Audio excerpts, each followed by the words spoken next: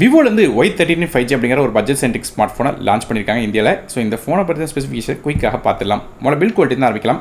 ஃபோனோட பேக் சைடும் சரி, ஃப்ரேமும் சரி, பிளாஸ்டிக் பேக்கில் கொடுத்துருக்காங்க. திக்னஸ் மற்றும் வெயிட் கலரை பொறுத்து மாறுது. அதை இப்போ நீங்கள் ஸ்க்ரீனில் பார்க்கலாம்.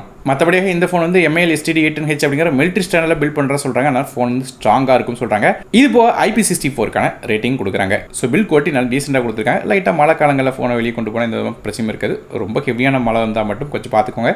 மற்றபடியாக லைட்டாக தூரல் மாதிரியான விஷயங்கள் பட்டுச்சுன்னா இந்த பிரச்சனை ஆகாது. அடுத்ததாக இந்த ஃபோனோட டிஸ்பிளே பற்றி பேசலாம். இந்த ஃபோனில் ஃப்ரண்ட் சைடில் ஒரு 6.68 இன்ச்க்கான HD+ ரெசல்யூஷனில் LCD டிஸ்பிளே கொடுக்குறாங்க. இந்த டிஸ்பிளேக்கு 120 ஹெர்ட்ஸ்க்கான refresh rate, 1000 nits peak brightness போகுது. மற்றபடியாக 83%க்கான NTSC கலர் கேமரா சப்போர்ட்டும் இந்த டிஸ்பிளேல கொடுக்குறாங்க. இது ஒரு பஞ்சுவல் டிஸ்பிளே தராங்க. மற்றபடியாக டிஸ்பிளே ப்ரொடெக்ஷனுக்காக ஷார்ட் சென்சேஷன் ஆல்ஃபா அப்படிங்கிற ஒரு கிளாஸ் கொடுத்துருக்காங்க. ஸோ இதான் ஃபோனோட டிஸ்பிளேயாக இருக்குது. மேலும் இது LCD டிஸ்பிளே கொடுத்த காலத்தில் ஃபிங்கர் பிரிண்ட்ஸ்க்கான சைடில் உள்ள பவர் பட்டனில் தராங்க. ஸோ டிஸ்பிளே ஓரளவு ஆவரேஜாக இருக்குது. ப்ரைஸ் பாயிண்ட் வச்சு கம்பேர் பண்ணி பார்க்கும்போது இது கம்மி தான். AMOLED டிஸ்பிளே கொடுத்துருக்கலாம், அது கொடுக்காம விட்டுட்டாங்க. அடுத்ததாக இதோட ப்ராசரை பற்றி பார்க்கலாம். இந்த ஃபோனில் நமக்கு ஸ்னாப்ட்ராகனோட 4 Gen 2 அப்படிங்கிற ஒரு 4 nm ப்ராசர் கொடுக்குறாங்க. இந்த ப்ராசர் ஒரு கார்டஸோட A17 கோர் ஸ்பேஸ் இருக்கிற ப்ராசராக வருது. மேக்ஸிமம் கிளாக் ஸ்பீட் 2.2 GHz வரையும் போகுது. கிராஃபிக்ஸ்க்காக இந்த ஃபோனில் Adrenoட 613 அப்படிங்கிற GPU கொடுக்குறாங்க. ஸோ இந்த ப்ராசரோட பெர்ஃபார்மன்ஸ் எப்படி இருக்குன்னு பார்க்க முன்னாடி இதோட ரேங்கிங்கை பார்த்துடலாம். இந்த ப்ராசருக்கு ரேங்க்னு பார்க்கும்போது 93 ரேங்க் வருது. மார்க்கை பொறுத்து 136 மார்க் எடுக்குது. ஒரு பிக் ரிச் செட்டாக கொடுக்குறாங்க. ஸோ பெர்ஃபார்மன்ஸ் எடுக்கிறீங்கன்னா ஆப்ஸ் ரன் பண்ணலாம், லைட்டாக மல்டி டாஸ்கிங் பண்ணலாம்.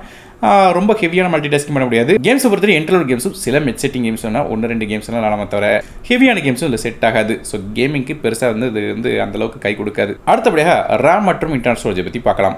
இந்த ஃபோன் 2 டிஃபரெண்ட்டாக நம்ம கான்ஃபிகரேஷன் வருது. 8GB RAM with 128GB storage மற்றும் 8GB RAM 2GB ஸ்டோரேஜ் அப்படிங்கிற 2 கான்ஃபிகரேஷன் தராங்க. RAM வெர்ஷன் LPDDR4 இருக்குது. ஸ்டோரேஜ் UFS 2.2 கொடுத்துருக்காங்க. மற்றபடியாக இந்த ஃபோனுக்கு டியூல் சிம் சப்போர்ட் இருக்குது. ஆனால் மைக்ரோ சிப் கார்டுக்கான சப்போர்ட் கிடையாது. அடுத்ததாக ஃபோனோட கேமராஸ் பற்றி பார்க்கலாம். ஃபோனோட பேக் சைட் நமக்கு 2 கேமரா கொடுக்குறாங்க. மொதல் கேமரா 50 மோஸுக்கான ரியர் ஃபேசிங் கேமராவாக இருக்குது. இது f1.8 ஆப்பர்ச்சரில் தராங்க. ரெண்டாவதாக 2 மோஸுக்கான டெப்த் சென்சார் தராங்க. இந்த போர்ட்ரேட் லென்ஸ் f2.4 ஆப்பர்ச்சர் வரை வருது. LED ஃபிளாஷ் சப்போர்ட்டும் தராங்க. மற்றபடியாக ஃப்ரண்ட் சைடில் செல்ஃபி கேமரா பற்றி பேசலாம். ஃப்ரண்ட் சைடில் ஒரு 8 மோஸுக்கான ஃப்ரண்ட் ஃபேசிங் கேமரா தராங்க. இது f2.0 ஆப்பர்ச்சரில் வருது. ஸோ இதான் ஃபோனோட கேமராஸாக இருக்குது. பேக் சைடில் இந்த LED லைட் நமக்கு சர்க்குலர் லைட்டாக வருது. ஒரு டைனமிக் லைட்டாக கொடுத்துருக்காங்க. மற்றபடியாக ஆடியோஸை பொறுத்தவரையும் இந்த ஃபோன் நமக்கு USB Type C தராங்க. அதுக்கு வால்யூம் நல்லா வரும்னு சொல்கிறாங்க. கிட்டத்தட்ட 400% அதிகமான வால்யூம் வரும் அப்படிங்கிற மாதிரி மென்ஷன் பண்ணிக்காங்க விவோ. ஃபோனோட OS பற்றி பேசலாம். இந்த ஃபோன் Android 15 பேஸ் பண்ண FunTouch OS 15 அப்படிங்கிற இன்டர்ஃபேஸ் ரன் ஆகுது. அப்டேட்ஸ் பொறுத்தவரையும் இந்த ஃபோனுக்கு 2 வருடத்துக்கான OS அப்டேட்ஸும் 3 வருடத்துக்கான செக்யூரிட்டி பேட்ச் அப்டேட்ஸும் தரதாக விவோ ப்ராமிஸ் பண்ணியிருக்காங்க. மற்றபடியாக இந்த ஃபோனில் சில AI ஃபீச்சர்ஸும் இருக்குது. அதை பற்றி பார்க்கும்போது AI screen translation, live text, AI audio algorithm, circle to search, AI super link, அது மாதிரியே பல விதமான AI ஃபீச்சர்ஸும் இந்த ஃபோனில் கொடுக்குறதா சொல்லியிருக்காங்க. நெட்வொர்க்ஸ் பற்றி பேசலாம்.